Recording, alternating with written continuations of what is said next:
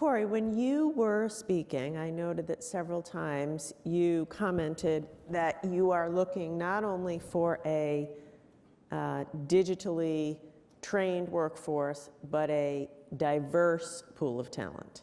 And that came through loudly and clearly. Talk about that. Why does that matter? Why is that so important? And what can we do to make sure that that diverse but trained pool is available? Yeah, diversity is good for business, and diversity reflects all of your communities. That's reality.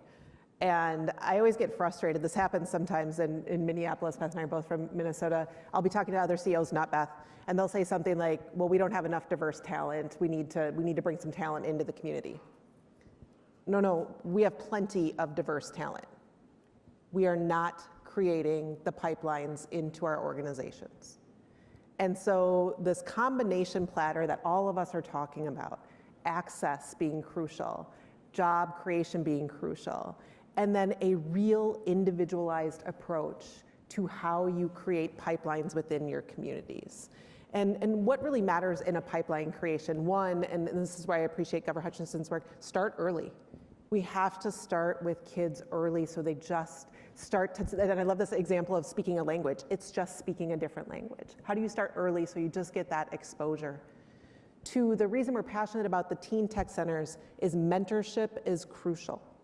How does a teen, in this case, understand what could be in their future in terms of roles? And these aren't just, I think we always think about tech-dependent roles, like cybersecurity or some of the real dependent roles. These are just tech-reliant roles. It was interesting, I was looking at a stadium build and I was doing a tour, and it used to be the stadium build was all about the construction.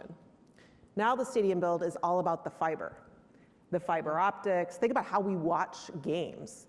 It's all about the connections, and that whole thing is connected. That job is now incredibly tech-reliant and different than it's ever been historically, and the vast majority of kids, particularly those who might not have access, have no idea that those careers exist. So this mentorship layer and partnering with community organizations becomes incredibly important to this personalized approach. Because it may be I want to go back to my rural home. Growing up rural, I can go back to my dad's home, and that's still not very good access to broadband there. And they may want to go back and have careers there. So this is the second piece. The third is just really understanding what a career could look like. Apprenticeship programs are so important here because it can bring to life a career you never thought was possible. So how do you actually say, no, it's not just about computer programming. It could be about everything from working in entertainment to teaching. All of these are very different and all very tech reliant. And then finally, really presenting examples of people who are living the life. How can you see what you could be? We find it very powerful in the teen tech centers. Many of our employees mentor and have relationships in those teen tech centers because they can show those that are participating just what these careers could look like. And then from there, it's a real plan. Whether that's an apprenticeship, we've been doing some work, thank you, Julie, to your team. We've been doing some work to create real certified apprenticeship, and we're actually working with the governor's office in Minnesota to create, again, a public-private partnership where those could be certified mentorships and then ultimately apprenticeships that come and are certified and come back into Best Buy. Or whether that's in our case, even sometimes using our own employee base. We have 100,000 employees, many of which in our stores are young.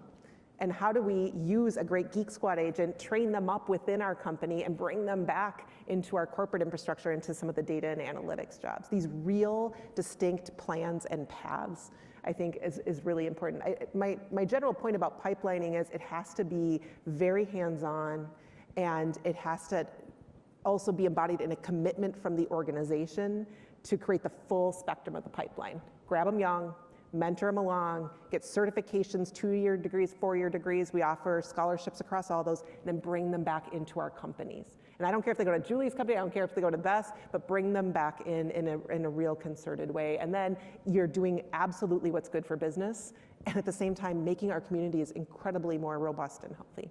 Yeah. I love the clear statement, diversity is good for business. With that clear statement, then we can figure out the tactics. So in this regard, the governors have a huge role to play because public schools, 90% of kids go to the public schools in your communities. And so if we can provide this sort of training and mentorship and curriculum like Asa and others of you are doing in the public school system, that is the best way to make sure that pipeline is diverse, starts young. We ought to be teaching this in kindergarten and in every grade all the way through. And that's how you capture students and make sure it's diverse and make sure it's the whole community.